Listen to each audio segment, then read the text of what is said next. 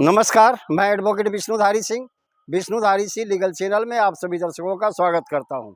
दोस्तों, जैसा कि आप जानते हैं, प्रत्येक रविवार को मेरा क्वेश्चन आंसर सीरीज होता है। दोस्तों, आज भी रविवार है। आज आपके समक्ष क्वेश्चन आंसर सीरीज प्रस्तुत है। आइए दोस्तों, अब बिना समय गंवाए चलते हैं आपके प्रश्नों के उत्तर पर। पहला प्रश्न है उत्तराखंड जी का। इन्होंने अपने प्रश्न में कहा कि संपत्ति मेरे दादाजी की थी, दादाजी बिना किसी को वसीयत किए स्वर्गवास कर गए। उसके बाद वो संपत्ति मेरे पिताजी के पास आई। अब पिताजी की थोड़ी बुरी लत है, वो शराब वगैरह पीते हैं। इसमें वो दादाजी की संपत्ति को बेच करके बर्बाद कर रहे हैं। तो बताइए, उस संपत्ति को हम बेचने से कैसे रोकें और उसमें अपना हिस्सा कैसे पाएं? उत्तर में मुझे कहना है, उत्तराखंड जी, आप सिविल कोर्ट में जाकर के टाइटल पार्टीशन कम डिक्लेरेशन सूट का मुकदमा कीजिए और वहाँ से पिताजी के संपत्ति बेचने पर रोक लगाइए। ऑर्डर 39 रूल 1 और 2 CPC के अंदर में एक आवेदन दीजिएगा, जिसमें आरोप लगाइएगा कि पिताजी इस संपत्ति को बेच रहे हैं सिर्फ शराब कबाब में।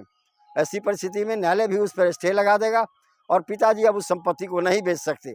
वहाँ से सर्टिफाई कॉपी नकल निकाल के आप रजिस्ट्री ऑफिस में जाएंगे और रजिस्ट्रार के समक्ष एक आवेदन देंगे कि न्यायालय के द्वारा इस पिताजी के विक्रय पर रोक लगा दी गई है, अब आपके यहाँ कोई भी रजिस्ट्री इस तरह की नहीं होनी चाहिए। उसके बाद रजिस्ट्रार महोदय भी पिताजी के बिक्री पर परमानेंट रोक लगा देंगे जब तक कोर्ट का फैसला न हो जाए। अगला प्रश्न है मुकेश अग्रवाल जी का। इन्होंने अपने प्रश्न में कहा कि हम 4 भाई हैं, पिताजी हैं, लेकिन 2 भाई और पिताजी मिलकर के एक फर्जी मौखिक बंटवारा घर पर तैयार कर लिए। हम 2 भाई बाहर में रहते थे, मुझे इसकी कोई जानकारी नहीं थी। लगभग 15 साल के बाद वो अब 2 भाई जो घर पर रहते हैं, पिताजी की तो मृत्यु हो गई है, अब वो लोग कहते हैं कि यह संपत्ति हमारी है, इसमें तुम्हारा कोई शेयर नहीं है। मैं इसमें क्या करूँ, चूँकि पिताजी और दोनों भाई ने मिलकर बंटवारा कर लिया था। उत्तर में मुझे कहना है, मुकेश अग्रवाल जी, इसके लिए आपको घबराने की ज़रूरत नहीं है, क्योंकि आपका कहना है संपत्ति पैतृक है। आप सिविल कोर्ट के अंदर में जाएं, टाइटल पार्टीशन सूट का मुकदमा करें अपने भाइयों पर और उसमें यह बात साबित करें कि परिवार के अंदर में जो मौखिक बंटवारा किया गया था वो फर्जी है और उस पर आप दोनों भाइयों का सिग्नेचर नहीं है। ऐसी परिस्थिति में न्यायालय के द्वारा उस बंटवारा को खारिज कर दिया जाएगा, कैंसिल कर दिया जाएगा और पूरे संपत्ति में आपका जितना भी हक है उसे वापस दिला दिया जाएगा।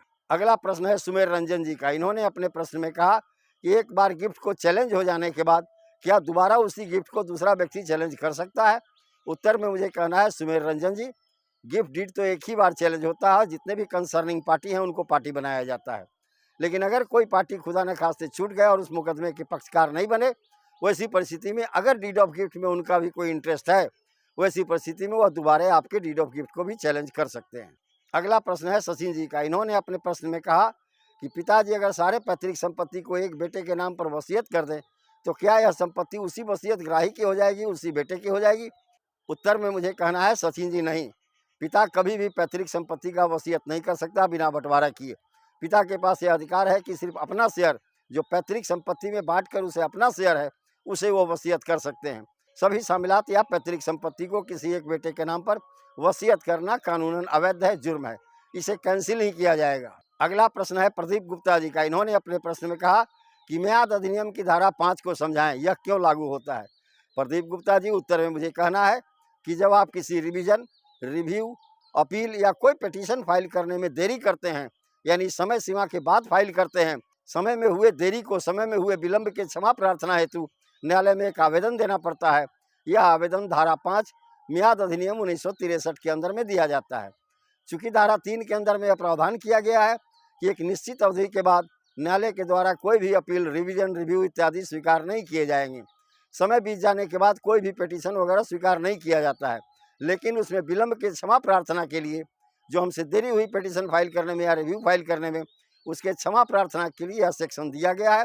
अगर आपके पास उचित कारण है तो धारा 5 इंडियन लिमिटेशन एक्ट 1963 के अनुसार आप न्यायालय में आवेदन दे करके रिवीजन या रिव्यू फाइल करने में हुए अपने विलंब को माफ करा सकते हैं। अगला प्रश्न है कृष्ण प्रसाद जी का। इन्होंने अपने प्रश्न में कहा कि अगर एक भाई अपने हिस्से से ज़्यादा दूसरे भाई के हिस्से की भी संपत्ति बेच दे, वैसी स्थिति में दूसरा भाई क्या करे? उत्तर में मुझे कहना है, कृष्ण प्रसाद जी, आप सिविल कोर्ट में जाएं, title partition and declaration suit का मुकदमा करें और उसमें उस भाई को पक्षकार बनाएं जो भाई ने आपके हिस्से की संपत्ति को बेच दिया है।